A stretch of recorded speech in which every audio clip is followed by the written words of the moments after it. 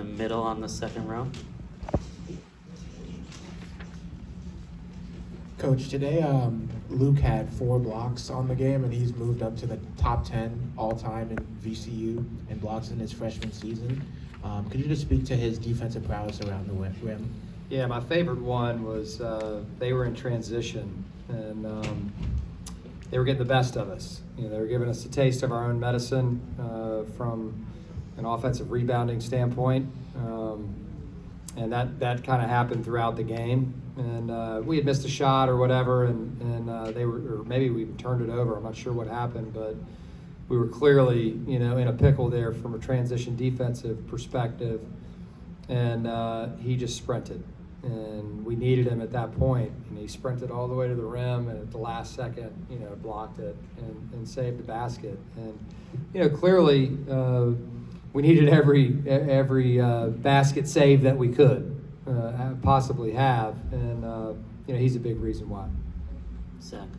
Zach Joachim, Richmond Times-Dispatch. Coach, you said you guys talked about trust in that timeout with 5 minutes to go. Whatever you said obviously worked. They went on a 12-4 run to end the game. Why was that the right messaging in that moment to help you guys close it out? Yeah, because we were a little bit out of sorts, and so sometimes you have to get your guys back. Not in check, but just realizing and remembering, who they are and how they play and how they win. And they don't do it on an individual basis. They do it together, whether it's team defense, looking out for one another, or playing hard, whether it's hustle. And they were out hustling us, at times within that game. That's kind of how they got back in it.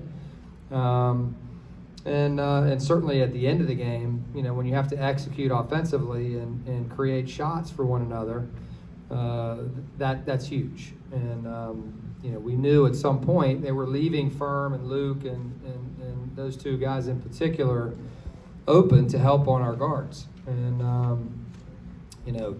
for Max to trust Firm, for the first floater, and then Zeb to trust Firm on the second one, just says a lot about our team. And we talked about that in the locker room after the game. That's how you win. Right? You win because you watch. I mean, you heard him say it. They watch one another practice things over and over and over and over and over again.